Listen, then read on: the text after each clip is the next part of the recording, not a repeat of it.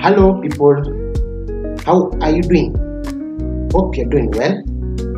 My video today is lessons learned from St. Kizito tragedy. Yes, lessons learned from St. Kizito tragedy. And I'll take you through this video, and it goes like this.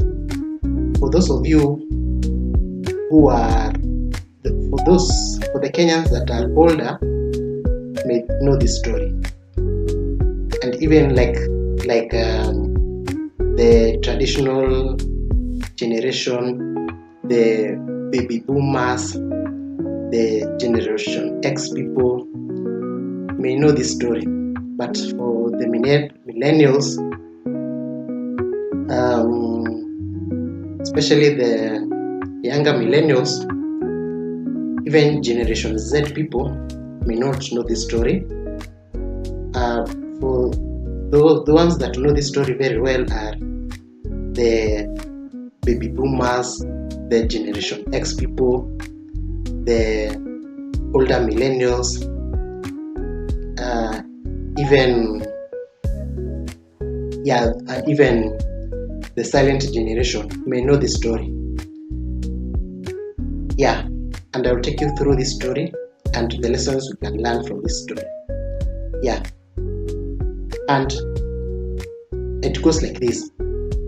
St. Kizito was established as an all-boys school in the year 1968, and it later on began admitting girls in the year 1975, and the school is located in Meru County. Back then it was called Meru District, but now because of the new constitution, it's now called Meru County. Yes, and by around 1991, the school had around 577 students between the ages of 14 and 18. That is, they had like 306 boys and 271 girls.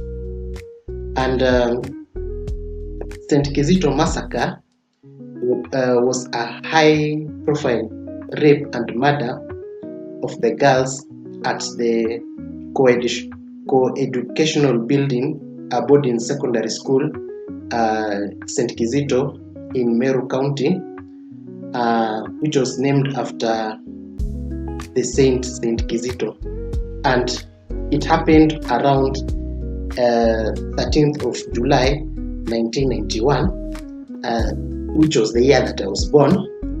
Unfortunately, I don't know this story because that time I was young. I was like 3 to 4 months, which I don't know this story so well. I started knowing this story through when Abel Mutua talked about it in his YouTube channel, and it happened when that time when the boys were complaining that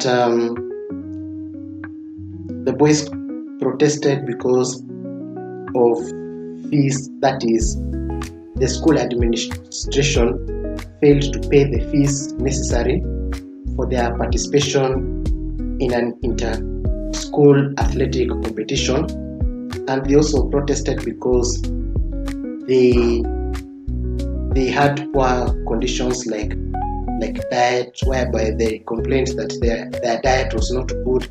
They wanted to eat foods like eggs and milk, and also they were protesting because they didn't like how the principal that time was running the school, and so the girls failed to take part in the strike organized by the boys. So the girls they said there's no need to take part in the strike, and so they did not attend the meeting held by the boys so as to take part in the strike that they wanted to do. So the girls were okay with how the school was run by the principal, and also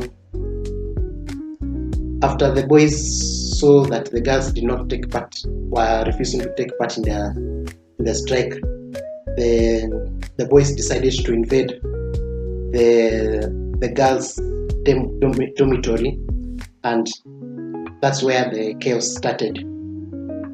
And so when the girls saw that their lives were in danger, they decided to hide in the biggest and most secure of the dormitory, which was a one-store brick building with a corrugated iron roof, where the 120 girls hid there, and 19 girls died because of being crushed to death or suffocated because the beds collapsed on them, and also because since there were so many girls in that dormitory hiding, there was no air.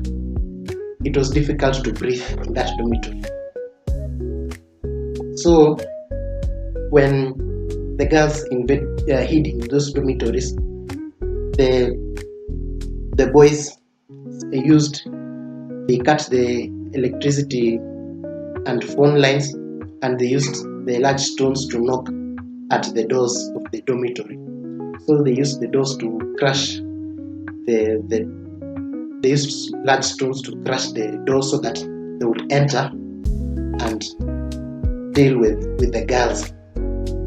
And so that day was a very sad day, because not only were 19 girls died, even 71 girls were raped, and they were traumatized after that. The ones that were raped, they were raped in a tall grass alongside the dormitory building, and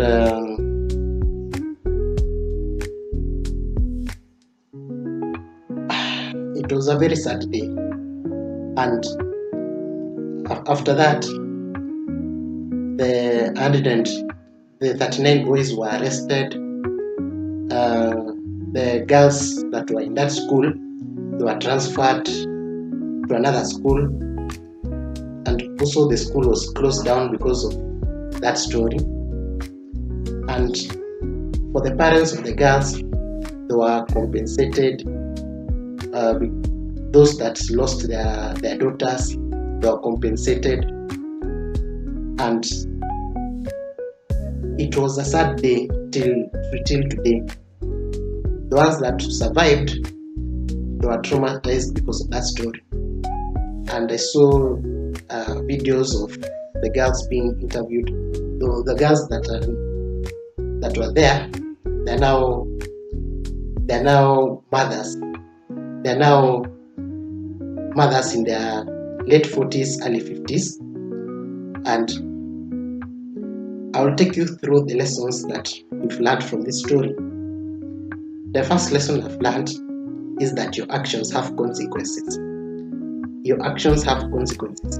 That means that the boys that did that act, they were arrested and they were put in prison.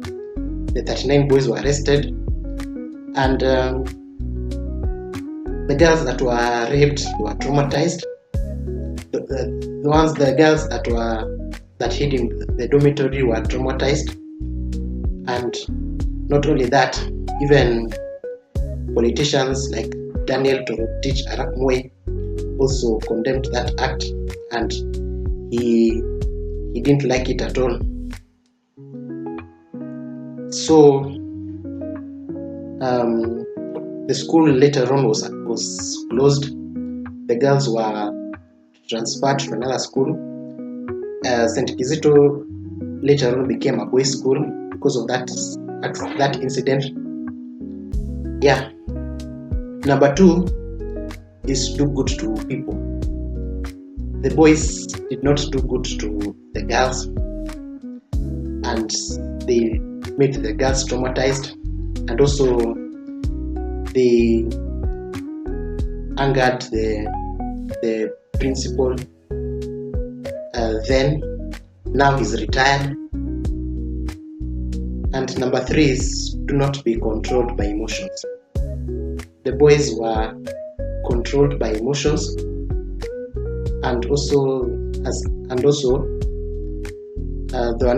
they did not, instead of they were controlled by anger and rage at the girls.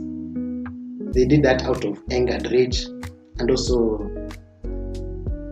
it was an evil act. Yeah, that's the lesson I've learned from this story. It's an old story, but for the older Kenyans who know the story, may know it very well. Yes, thank you so much for this video. If you've learned something from this video, comment down below, and bye.